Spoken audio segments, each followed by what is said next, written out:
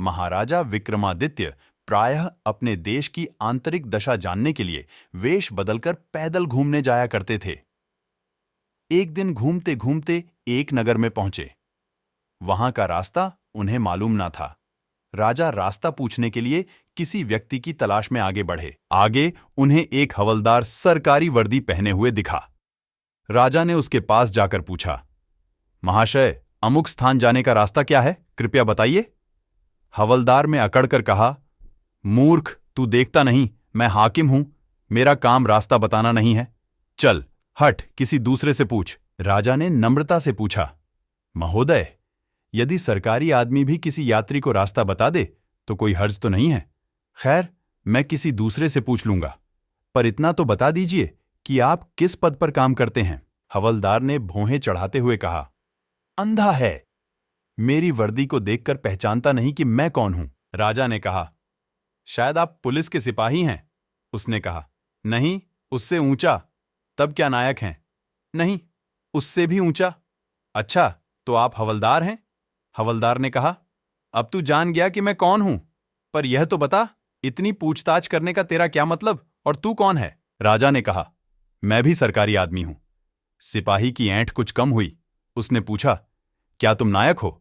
राजा ने कहा, नहीं, उससे ऊंचा। तब क्या आप हवलदार हैं? नहीं, उससे भी ऊंचा। तो क्या दरोगा है? उससे भी ऊंचा। हवालदार ने कहा, तो क्या आप कप्तान हैं? राजा ने कहा, नहीं, उससे भी ऊंचा। सूबेदार जी हैं? नहीं, उससे भी ऊंचा। अब तो हवलदार घबराने लगा। उसने पूछा, तब आप मंत्री जी हैं? राजा ने कहा, भाई, बस एक सीढ़ी और बाकी रह गई है। सिपाही ने गौर से देखा तो शादी पोशाक में महाराजा विक्रमादित्य सामने खड़े हैं। हवलदार के होश उड़ गए। वह गिड़गिड़ाता हुआ राजा के पांव पर गिर पड़ा और बड़ी दीनता से अपने अपराध की माफी मांगने लगा। राजा ने कहा, माफी मांगने की कोई बात नहीं है। मैं जानता हूं कि जो जितने नीचे हैं वह उतने ही अकड़ते हैं। जब तुम बड़े बनोगे तो मेरी तरह तुम भी नम्रता का बर्ताव सीखोगे।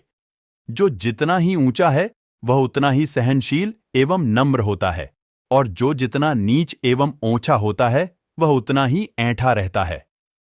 इसीलिए कहा गया है, विद्या विवादाय धनम मदाय शक्ति परेशान परिपीड़नाय खलस्य साधोर विपरीत मेतत ज्ञानय दानाय च रक्षणाय। अर्थात दुष्ट व्यक्ति के पास विद्या हो तो वह विवाद करता है, धन हो तो घमंड करता है, और यदि शक्ति हो तो दूसरों को परेशान करता है। वहीं साधु प्रकृति का व्यक्ति विद्या ज्ञान देने में, धन दान देने में और शक्ति दूसरों की रक्षा करने में खर्च करता है।